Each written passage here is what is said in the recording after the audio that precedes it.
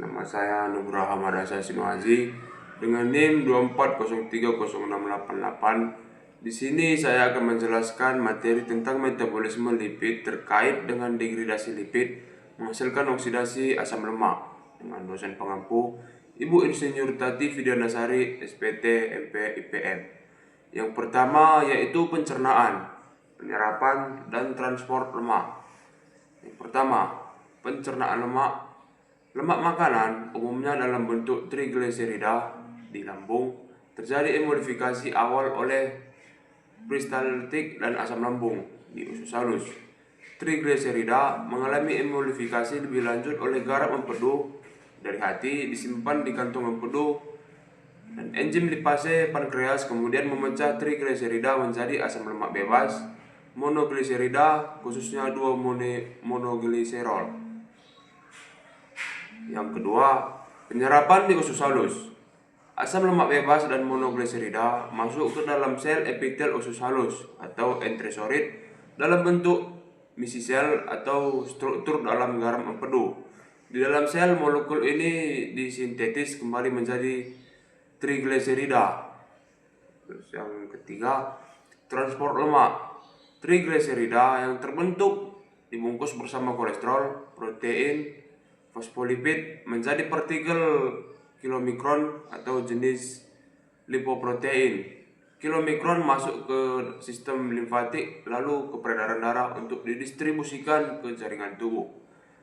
Yang kedua, ada beta oksidasi asam lemak atau beta oksidasi adalah jalur utama untuk menghasilkan energi dari asam lemak berlangsung di mitokondria.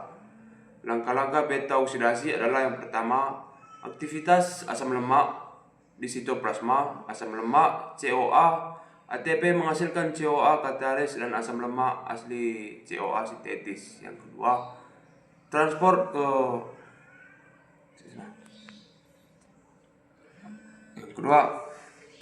ke dalam mitokondria karena membran mitokondria dalam tidak dapat dilewati asli CoA, maka digunakan sistem karnatin. Asli CoA ditransfer ke karnatin asli menghasilkan karnatin. Diangkut masuk ke mitokondria, transporter karnatin menghasilkan asli karnatin di dalam mitokondria dikembalikan menjadi asli CoA. Selanjutnya ada biosintetis lipid berupa pertama sintetis asam lemak atau lipogenesis.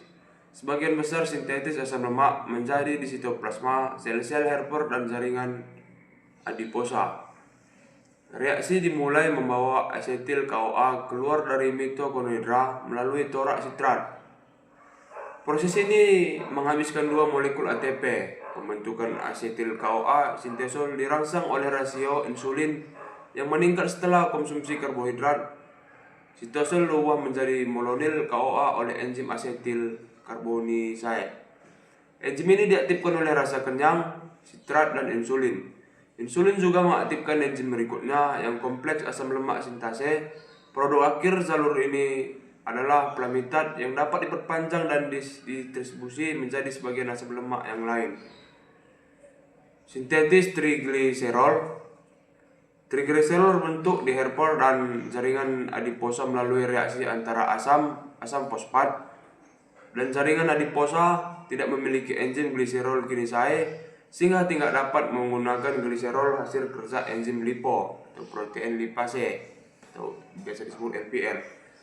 Insulin merangsang pertumbuhan LPL serta metabolisme glukosa menjadi asam lemak di jaringan adiposa.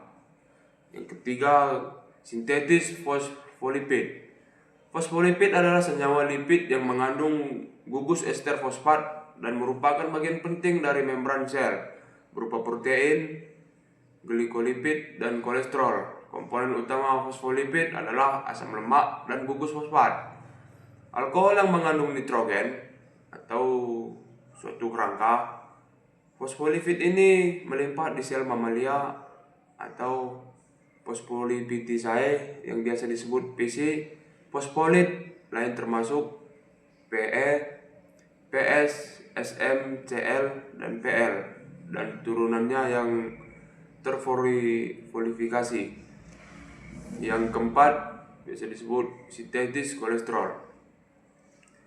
Kolesterol berfungsi sebagai stabilizer membran sel, prekursor garam empedu, dan prekursor garam steroid. Disintetis hampir di semua sel, terutama di hati atau herper dan usus. Prekursor utama sintetis kolesterol adalah asetil CoA. Laju sintetis kolesterol dikendalikan oleh enzim HMG atau CoA reduktase. Enzim ini dapat dihambat oleh obat anti hiperkolesteremia. Kelima, sintetis steroid. Steroid adalah senyawa turunan kolesterol berupa jenis hormon steroid yang penting. Misalnya kolesterol, aldosteron dan testosteron, estrogen dan progesteron. Sintetis hormon steroid terjadi turunan di kelenjar adrenal atau kolesterol dan aldosteron, gonad atau testis dan ovarium untuk hormon seks. Proses dimulai dari kolesterol, pregnenolon, berbagai jenis steroid tergantung pada enzim spesifik yang terjadi di jaringan tersebut. Sekian penjelasan saya untuk video ini. Terima kasih.